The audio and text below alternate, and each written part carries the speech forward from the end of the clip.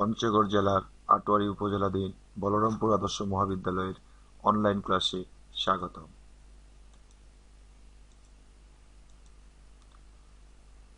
পদার্থবিদ্যা দ্বিতীয় পত্রের স্থিরতড়িৎ বিষয়ে আলোচনা করছি। আমি AGM রুবেল হাসান, প্রভাষক পদার্থবিজ্ঞান।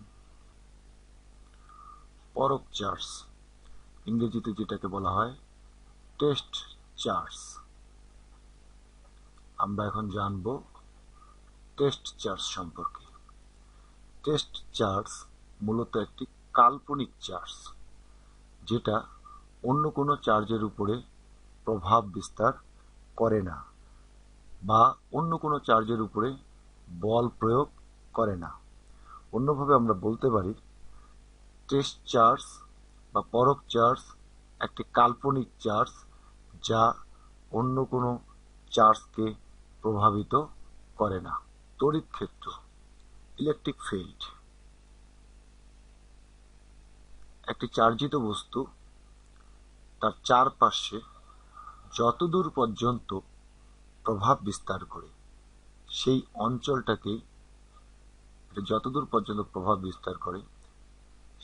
অঞ্চলটাকেই এই চার্জিত বস্তুর তড়িৎ ক্ষেত্র বলা হবে। তাহলে আমরা বলতে পারি কোনো একটি চার্জিত বস্তু এর চারদিকে যে অঞ্চলব্যাপী তার প্রভাব বিস্তার করে সেই অঞ্চলকে ওই চার্জিত বস্তুর তড়িৎ ক্ষেত্র বলে। তড়িৎ ক্ষেত্রের SI system of international unit হচ্ছে বলের একক নিউটন, চার্জের একক কুলম, অর্থাৎ নিউটন পার কুলম।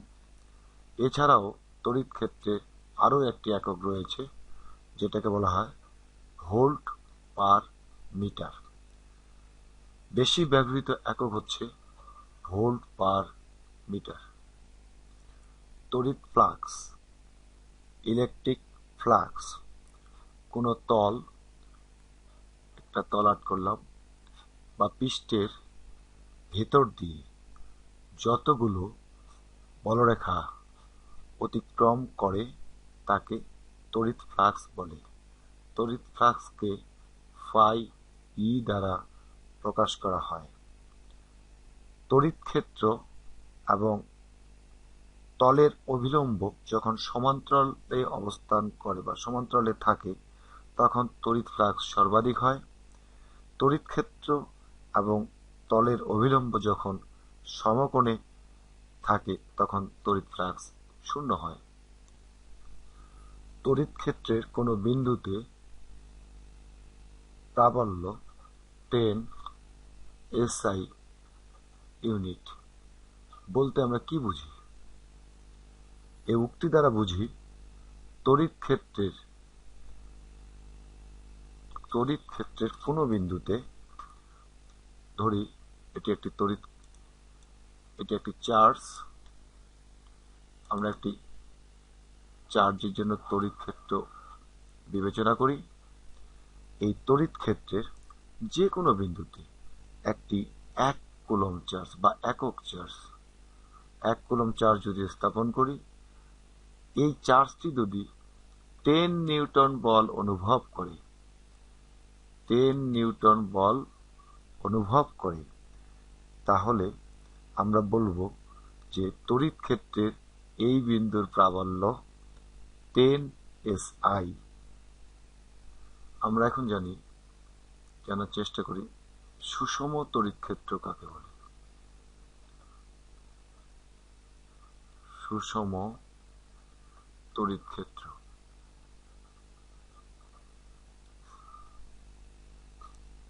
Uniform electric field. কোনো তড়িৎ ক্ষেত্রের সকল বিন্দুতে, আমরা এই যে প্রাবল্য একটু আগে সম্পর্কে জানলাম, কোনো তড়িৎ ক্ষেত্রের সকল বিন্দুতে প্রাবল্য যদি একই হয়, একটি তড়িৎ ক্ষেত্রের সকল বিন্দুতে প্রাবল্য যদি একই হয়, তবে আমরা ওই তড়িৎ ক্ষেত্রকে জাস্ট একটি চার্জ এর চারপাশে যতদূর পর্যন্ত সে প্রভাব বিস্তার করে সেই প্রভাব বা অঞ্চলটাকে এই তড়িৎ ক্ষেত্রের এই চার্জের জন্য তড়িৎ ক্ষেত্র বলে। এই তড়িৎ ক্ষেত্রের সকল বিন্দুতে যদি প্রাবল্য একই হয় তাহলে আমরা এই তড়িৎ ক্ষেত্রটাকে সুষম তড়িৎ ক্ষেত্র বলবো। তড়িৎ বলরেখা। তড়িৎ ক্ষেত্রে এটি একটি চার্জ।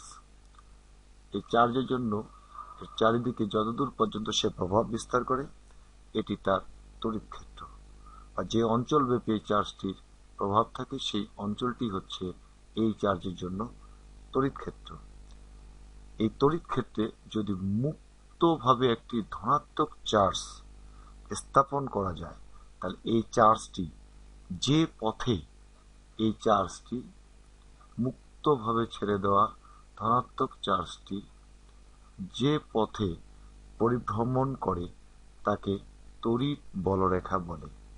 অর্থাৎ তড়িৎ ক্ষেত্রে কোনো বিন্দুতে মুক্তভাবে স্থাপন করা একটি ধনাত্মক চার্জ যে পথে পরিভ্রমণ করে সেই পথটাই হচ্ছে তড়িৎ বলরেখা।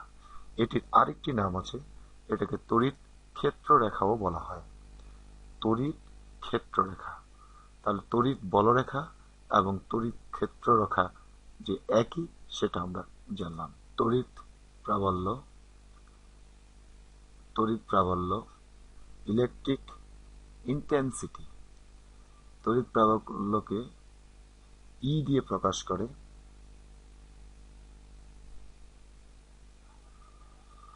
একটি তড়িৎ ক্ষেত্রে একক আধান স্থাপন করলে এই আধানটি যে পরিমাণ বল অনুভব করে সেই পরিমাণ বলকে তড়িৎ ক্ষেত্রের তড়িৎ প্রাবল্য বলা হয়। একে ক্ষেত্র প্রাবল্য বলা হয়। ধরি তড়িৎ ক্ষেত্রের এই বিন্দুতে কিউ নট পরিমাণ চার্জ স্থাপন করা হলো। চার্জটি এফ পরিমাণ বল অনুভব করলো। তাহলে কিউ নট চার্জ বল অনুভব করে এফ পরিমাণ, আমি একক বলছি না, একক আমি পরে বলছি। একক চার্জ বল অনুভব করে এফ ভাগ কিউ নট। এই একক চার্জ যেটুকু বল অনুভব করে সেটাকেই বলা হয় প্রাবল্য। তাহলে আমরা পেলাম প্রাবল্য ই সমান এফ ভাগ কিউ নট। তাহলে আমরা সহজে বুঝতে পারছি যে প্রাবল্যের একক কি।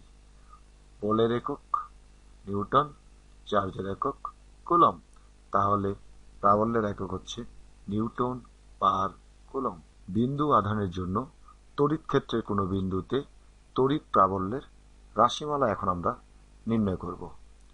মনে করি কোনো মাধ্যমে একটি ধনাত্মক আধান কিউ, পজিটিভ কিউ রয়েছে। এই আধান হতে আর দূরত্বে পি একটা বিন্দু।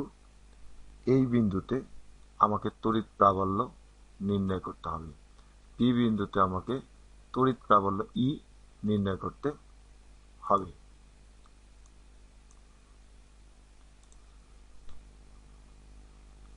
ধরা যাক এই পি বিন্দুতে একটি পরক চার্জ, যেটা আমরা টেস্ট চার্জ বলি ইংরেজিতে, টেস্ট চার্জ স্থাপন করলাম। তাহলে এই কিউ নট টেস্ট চার্জটি বল অনুভব করবে, যেহেতু সেটি পজিটিভ কিউ চার্জের ক্ষেত্রের মধ্যে অবস্থান করছে। আমরা কুলম্বের সূত্র প্রয়োগ করে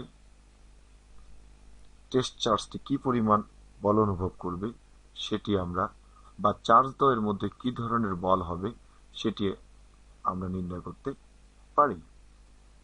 আমরা কুলম্বের সূত্র থেকে জেনেছি F is equal to 1/4 pi epsilon naught charge দ্বয়ের গুণফল।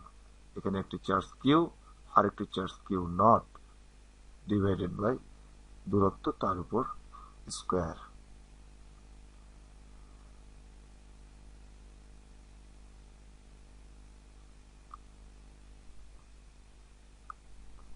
এখন কিউ নট, এই চার্জটির মান যদি 1 হয় তাহলে আমরা একটি একক চার্জ স্থাপন করলে যে পরিমাণ বল অনুভব করে তাকে প্রাবল্য বলে।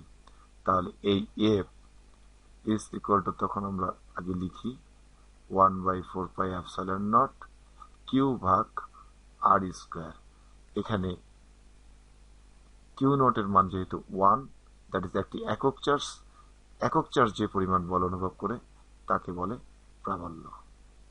তাহলে প্রাবল্য ইকুয়াল টু আমরা পেলাম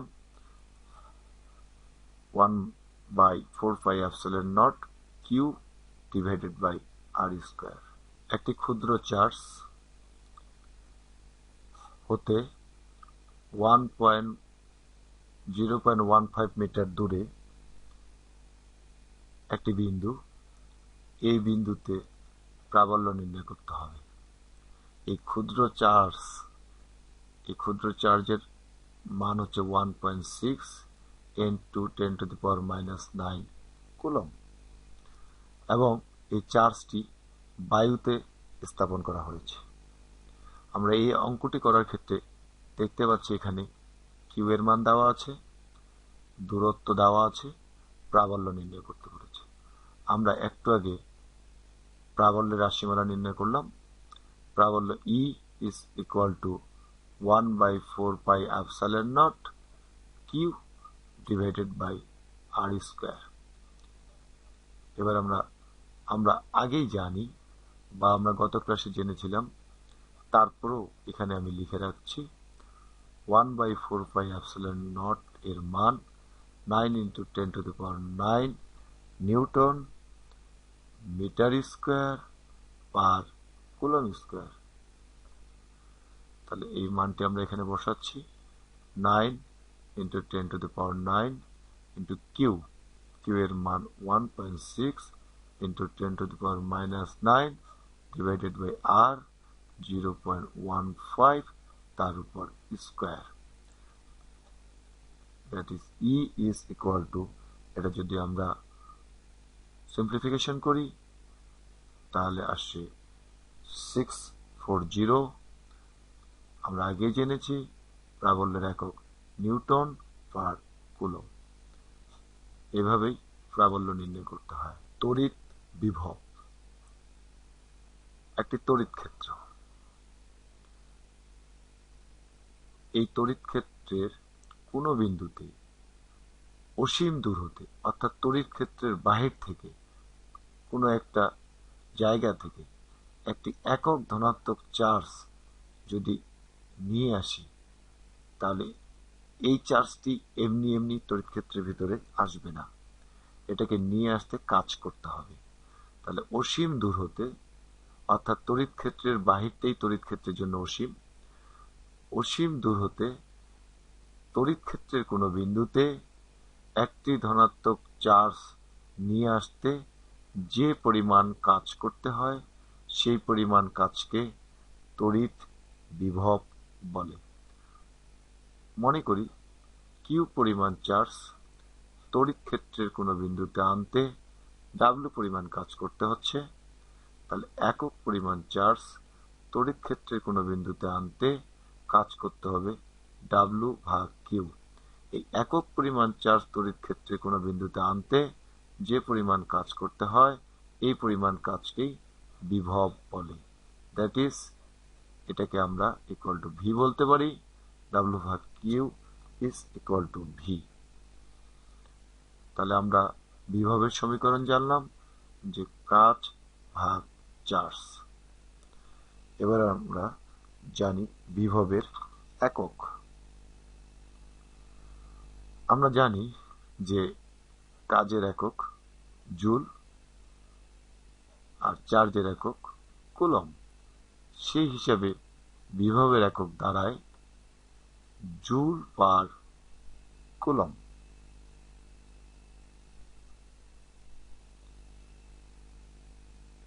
এই জুল পার কুলম্বকে আবার বলা হয় ভোল্ট। অর্থাৎ আমরা জুল পার কুলমকে ভোল্ট বলবো, তাহলে 1 ভোল্ট বিভব যদি বলি তাহলে কতটুকু?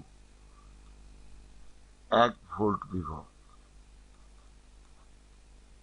ভোল্ট বাংলায় লিখি বিভব। এটি খুবই সহজ। এটি একটি তড়িৎ ক্ষেত্র। এই তড়িৎ ক্ষেত্রের বাইরে একটি চার্জ আছে, সেই চার্জটিকে তড়িৎ ক্ষেত্রের ভিতরে নিয়ে আসব। যদি এই চার্জটি 1 কুলম হয় এবং তড়িৎ ক্ষেত্রের কোনো বিন্দুতে, এরকম বিন্দুতে নিয়ে আসতে যদি কাজের মান 1 জুল হয়, তাহলে আমরা বিভবটাকে বলবো 1 ভোল্ট। তড়িৎ প্রাবল্য এবং তড়িৎ বিভবের মধ্যে সম্পর্ক।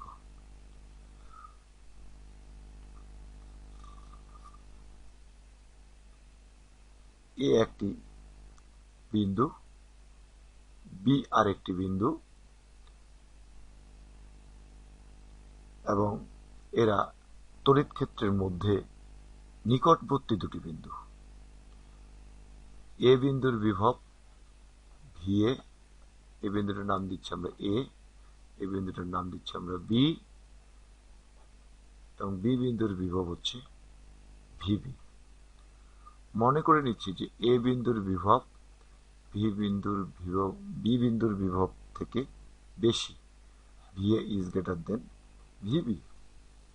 তাহলে আমরা যদি বিভব পার্থক্য নির্ণয় করতে চাই, তাহলে বিভব পার্থক্য হচ্ছে ভিএ মাইনাস ভিবি, বড়টা থেকে ছোটটা বিয়োগ দিলাম।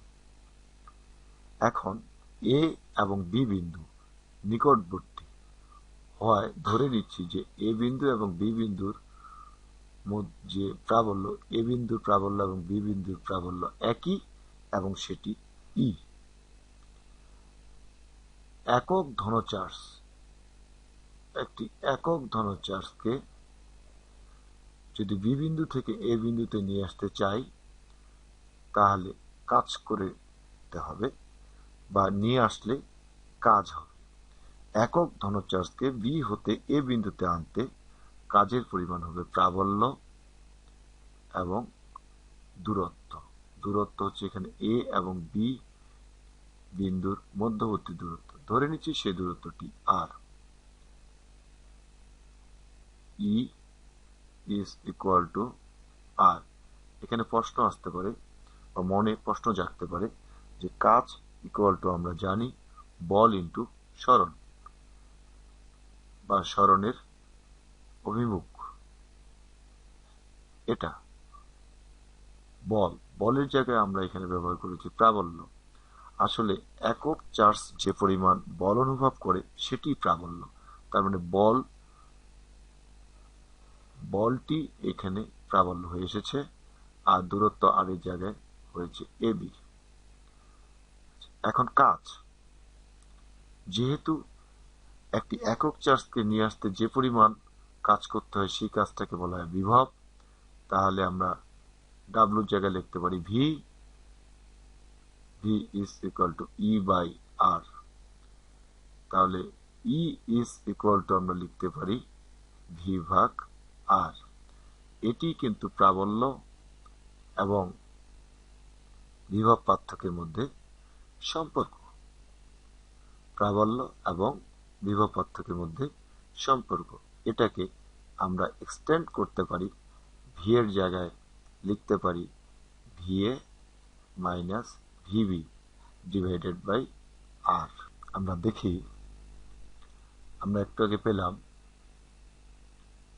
যে E is equal to V divided by আর।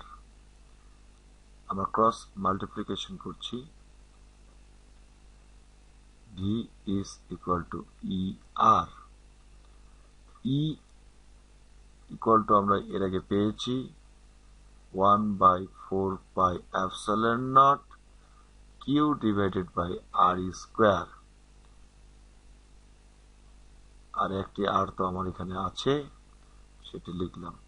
এবার আর এবং স্কোয়ার কেটে দিলাম, তাহলে থাকে 1/4 pi epsilon naught q divided by আর।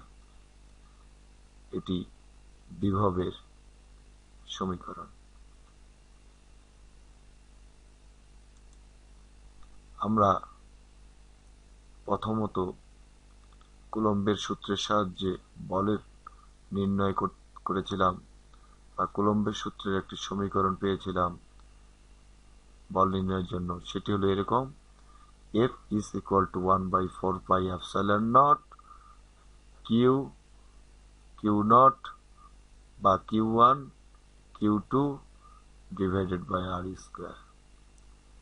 এরপরে এই দুটি চার্জের মধ্যে যখন একটি চার্জ 1 হয়ে যায় তখন বলটি হয়ে যায়, অর্থাৎ একটি চার্জ 1 কুলম্ব বা একক হয়, তখন বলটার নাম হয়ে যায় প্রাবল্য। তখন আমরা প্রাবল্য বের করেছিলাম এখানে Q2 এর মান 1 বা Q naught এর মান 1 দিয়ে। তখন আমরা সমীকরণ পেয়েছিলাম Q ভাগ R স্কয়ার। তৃতীয়ত আমরা আরেকটি সমীকরণ পেলাম যে E is equal to V ভাগ R বা V is equal to E ভাগ E multiplied by R, E এবং R এর গুণফল। এখানে আমরা E এর মান বসিয়েছিলাম, বসার পরে আমরা যেটা পেয়েছি সেটা হচ্ছে 1/4 পাই এপসাইলন নট Q ভাগ R। মনে রাখার জন্য বলছি, যখন আমরা বল নির্ণয় করব তখন চার্জ দুটি। একক চার্জের মধ্যে কখনো একটি চার্জ কখনো নিজের সাথে আকর্ষণ বা বিকর্ষণ করতে পারে না। তাই আকর্ষণ বা বিকর্ষণ বল নির্ণয়ের জন্য আমাদের দুটি চার্জের প্রয়োজন হয়। দুটি চার্জের মধ্যে যদি একটি চার্জের মান 1 হয় তখন বলটির নাম হয়ে যায় প্রাবল্য। প্রাবল্যের ক্ষেত্রে চার্জ একটি, আর বিভবের ক্ষেত্রে আমাদের চার্জ একক, দূরত্ব এক ঘাতের। চার্জগ্রস্ত গোলকের বিভব।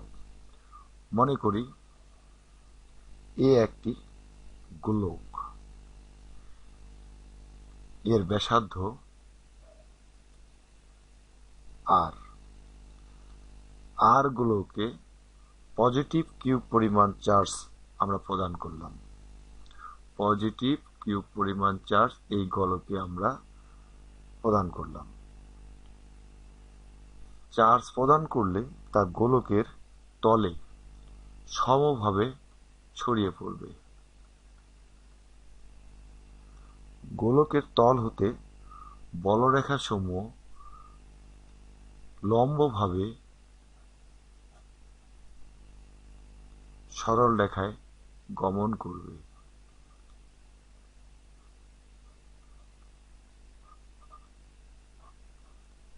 এভাবে এই রেখাগুলোকে আমরা যদি পিছনের দিকে পিছাই তাহলে, বা পিছনের দিকে বর্ধিত করি, তারা গিয়ে গোলকের কেন্দ্রে মিলিত হবে। কোথায় মিলিত হবে? তারা গোলকের কেন্দ্রে মিলিত হবে।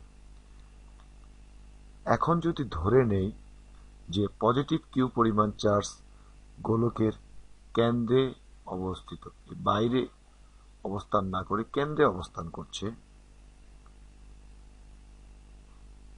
তবে একই রকম বলরেখা গোলকের পৃষ্ঠ হয়ে বাইরের দিকে বেরিয়ে যাবে।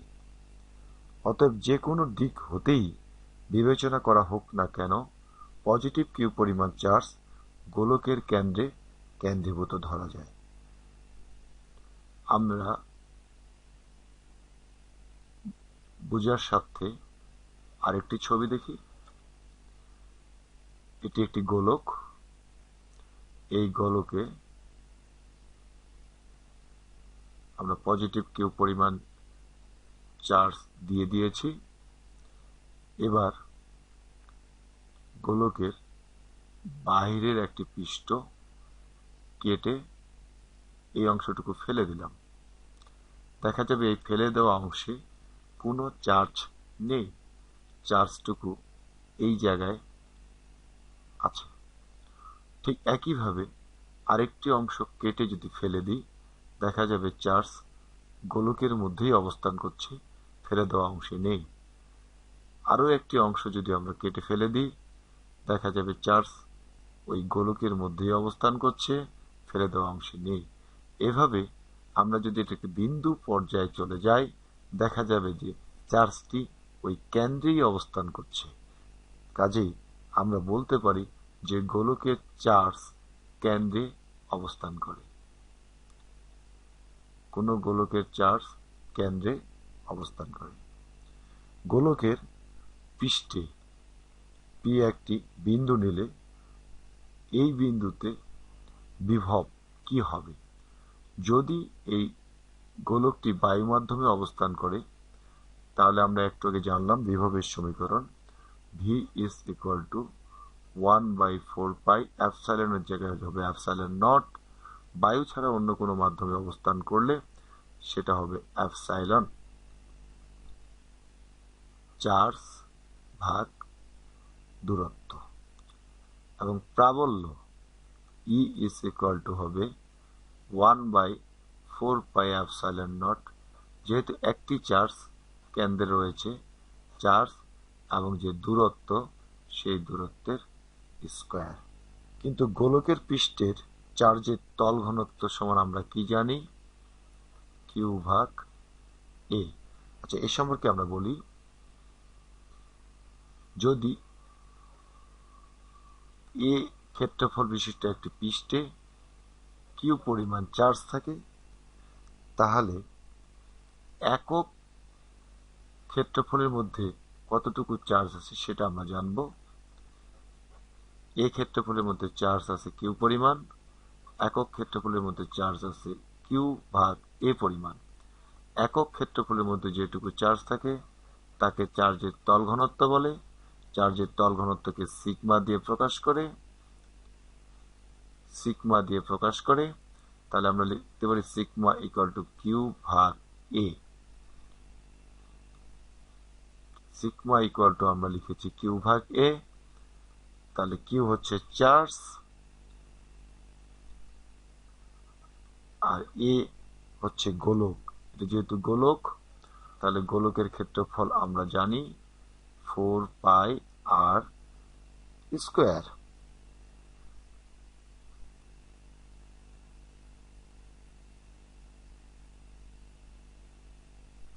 এখন আমরা যদি প্রাবল্যতে চলে যাই, প্রাবল্য ইজ ইকুয়াল টু আমরা জানি 1/4 পাই এপসাইলন কিউ ভাগ আর স্কয়ার।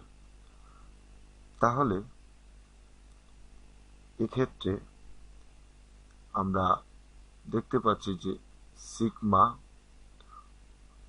কিউ ভাগ 4 পাই আর স্কয়ার, আমরা একটু সাজিয়ে নিচ্ছি, q divided by 4 pi r square আর 1 এপসাইলন নটকে আমরা বাইরে রাখলাম।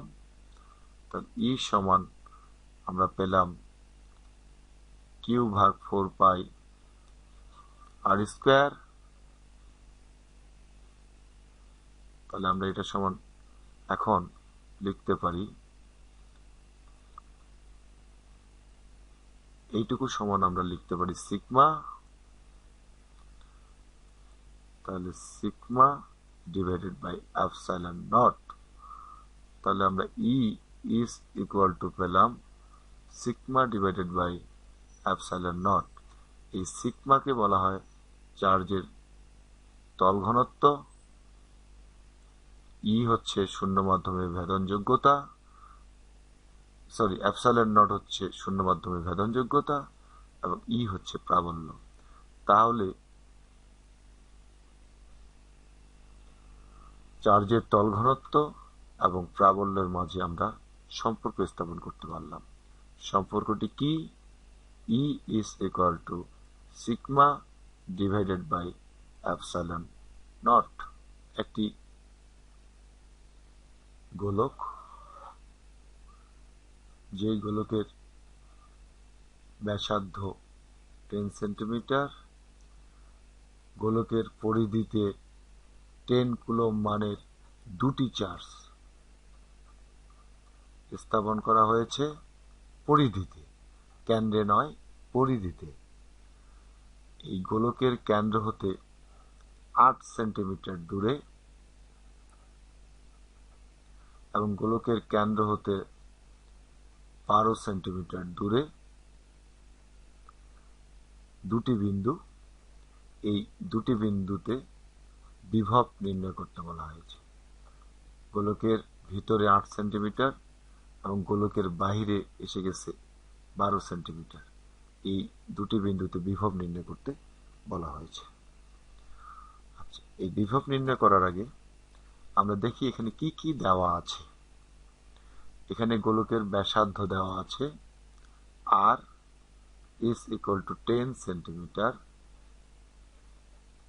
10 divided by 100 is equal to 0.1 metre.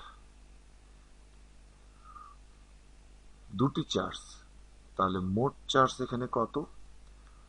10 coulomb মানের দুটি charge, 2 into 10 to 10c, that is 20 coulomb charge পরিধিতে রাখা হয়েছে। গোলকের কেন্দ্র হতে 8 সেন্টিমিটার দূরত্ব, এটাকে আমি বলছি x1, 8 centimetre, that is 0.08 metre, আমি 100 দিয়ে ভাগ করলাম। আরেকটি হচ্ছে 12 সেন্টিমিটার দূরে, সেই দূরত্বটাকে আমি বলছি x2, x2 সমান 12 সেন্টিমিটার, 12 ভাগ 100, 0.12 মিটার। আমরা জানি 1/4πε0 এর মান 9 into 10 to the power 9 newton metre square per coulomb square.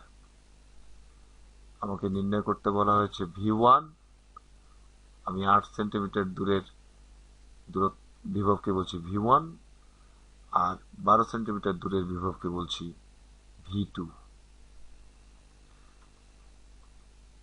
এটা আমাদের নির্ণয় করতে হবে। আমি অঙ্কটা একই জায়গায় করার জন্য এখানে কি কি দেওয়া আছে সেটি মুছে দিলাম।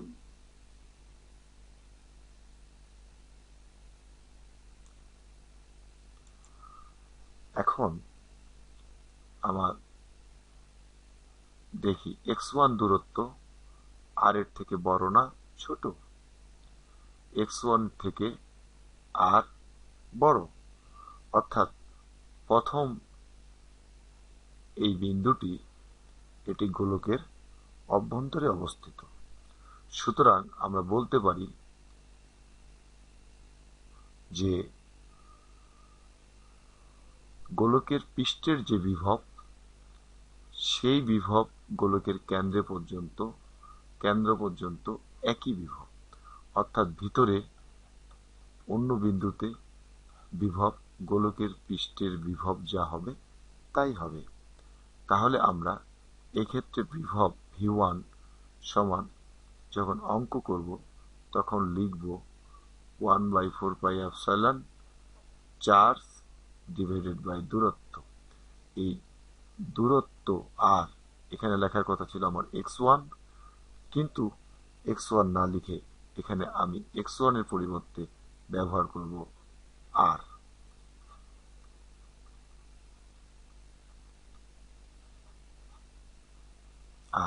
অর্থাৎ গোলকের ব্যাসার্ধ।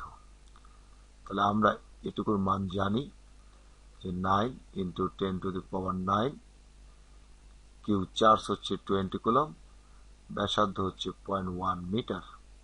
দ্যাট ইজ, এটি ক্যালকুলেশন করলে আমাদের দাঁড়ায় 1.5 into 10 to the power 12 volt. আমরা প্রথম বিন্দুর বিভব নির্ণয় করলাম, প্রথম বিন্দুর বিভব নির্ণয় করার সময় আমাদের মনে রাখতে হবে, দেখতে হবে যে বিন্দুটি গোলকের ভিতরে না বাইরে অবস্থিত।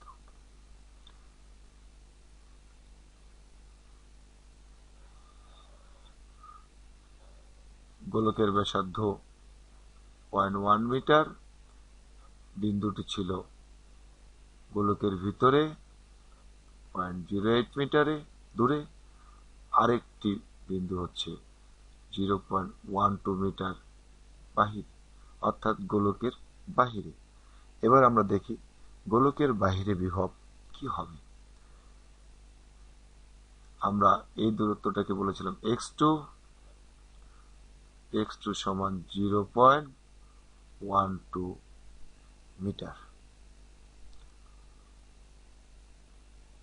ব্যাসার্ধ 0.1 মিটার। দ্বিতীয় বিন্দুর ক্ষেত্রে আমরা দেখতে পাচ্ছি x2 আর এর থেকে বড়, তাহলে এক্ষেত্রে আমরা বিভব নির্ণয় করব একই সূত্র দিয়ে, q ডিভাইডেড বাই r, আর এর জায়গায় আমরা এখানে x2 ব্যবহার করব। আমরা জানি 9 into 10 to the power 9, charge হচ্ছে 20 coulomb, divided by x2 0.12 metre. আমি এটাকে যদি ক্যালকুলেশন করি তাহলে আসে 1.5 into 10 to the power 12, বিভবের একক হচ্ছে ভোল্ট। আমাদের অঙ্ক হয়ে গেল। আমরা একটু আগে বের করেছিলাম V1, অর্থাৎ গোলকের ভিতরে কোনো বিন্দুতে বিভব নির্ণয় করতে গেলে গোলকের পৃষ্ঠের বিভব নির্ণয় করতে হবে, আর গোলকের পৃষ্ঠের বাইরে কোনো বিন্দুতে বিভব নির্ণয় করতে হলে সেটা আমাদের সরাসরি পৃষ্ঠের বাহিরে যে বিন্দু, গোলকের কেন্দ্র হতে ওই বিন্দুর মধ্যবর্তী যে দূরত্ব, সেই দূরত্বটাকে নিয়েই আমাদের অঙ্কটি করতে হবে। আশা করি তোমাদের কাছে এই অঙ্কটি বুঝতে অসুবিধা হয়নি। যদি বুঝতে অসুবিধা হয় কমেন্ট বক্সে তোমরা কমেন্ট করো, আমি তোমাদের উত্তর দেব। কোনো গোলকের অভ্যন্তরে যে কোনো বিন্দুর বিভব পৃষ্ঠের বিভবের সমান হয় কেন? চার্জিত গোলক, একটি গোলক, এটি চার্জিত গোলক। এই চার্জিত গোলকের অভ্যন্তরে কোনো বলরেখা, এর ভিতরে কোনো বলরেখা বা তড়িৎ প্রাবল্য থাকে না। তাই অসীম হতে গোলকের পৃষ্ঠ পর্যন্ত, অসীম হতে গোলকের পৃষ্ঠ পর্যন্ত ধনাত্মক চার্জ আনতে যে পরিমাণ কাজ করতে হয়, অসীম হতে গোলকের অভ্যন্তরে কোনো বিন্দুতে আনতে একই পরিমাণ কাজ করতে হয়। এ কারণে তড়িৎ বিভবের সংজ্ঞানুসারে কোনো গোলকের অভ্যন্তরে যে কোনো বিন্দুর বিভব পৃষ্ঠের বিভবের সমান। এখানে জানার বিষয়, দুটি জানার বিষয় রয়েছে। একটি হচ্ছে ভিতরে যে কোনো স্থানে বিভব, এটার ভেতরে যে কোনো স্থানে বিভব নির্ণয় করতে হলে গোলকের ব্যাসার্ধ নিয়ে করতে হবে। গোলকের ভিতরে কোনো স্থানের বিভব নির্ণয় করতে হলে গোলকের যে ব্যাসার্ধ, সেই ব্যাসার্ধ নিয়ে আমাদের অঙ্ক করতে হবে। আর গোলকের ভিতরে যে প্রাবল্য, সেটা হচ্ছে 0, পৃষ্ঠে প্রাবল্য রয়েছে। এই দুটো বিষয় আমাদের অঙ্ক করার জন্য কাজে লাগবে, কাজে এই দুটো আমাদের মনে রাখতে হবে। এ একটি গোলক, বি আর একটি গোলক। এ গোলকে 9 কুলম্ব চার্জ এবং বি গোলকে 16 কুলম্ব চার্জ রয়েছে। গোলক দুটি পরস্পর 0.28 মিটার দূরে অবস্থান করছে।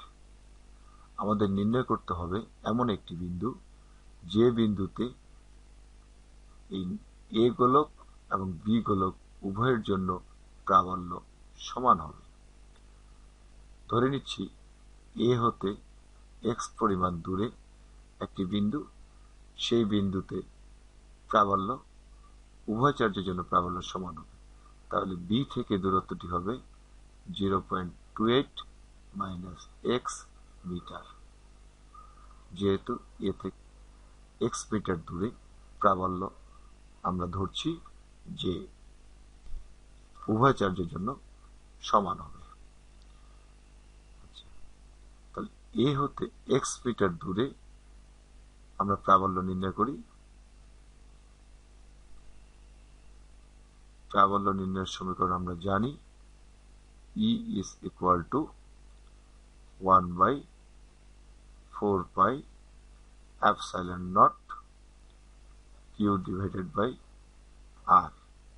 আমরা এ চার্জের জন্য বলছি U1, চার্জকে বলছি Q1, দূরত্ব R এর জায়গায় ব্যবহার করছি X। তাহলে আমরা লিখি, মানগুলো বসাই। আমরা জানি 1/4 pi epsilon naught এর মান 9 × 10⁹। চার্জ হচ্ছে 9 কুলম্ব, দূরত্ব হচ্ছে x মিটার দূরে। ঠিক একইভাবে বি বিন্দুর জন্য প্রাবল্য আমরা যদি নির্ণয় করতে চাই, প্রাবল্যকে আমরা ধরে নিচ্ছি E2 এই মুহূর্তে। সমীকরণটি আবারও আমরা লিখছি 1/4 pi epsilon naught। চার্জ আগের বারে ছিল Q1, এবারে এই চার্জকে আমরা বলছি Q2। দূরত্ব আগের বারে আমরা ব্যবহার করেছি x, এবারে বি থেকে দূরত্ব ব্যবহার করব আমরা 0.28 মাইনাস এক্স। প্রাবল্যের ক্ষেত্রে সমীকরণটি হবে এক্স স্কোয়ার, তাই এখানে আমরা ব্যবহার করছি 0.28 মাইনাস এক্স স্কোয়ার। তাহলে এটার ক্ষেত্রে আমরা লিখছি, মান বসাচ্ছি 1/4 pi epsilon naught এর মান বসিয়ে দিলাম 9 × 10⁹।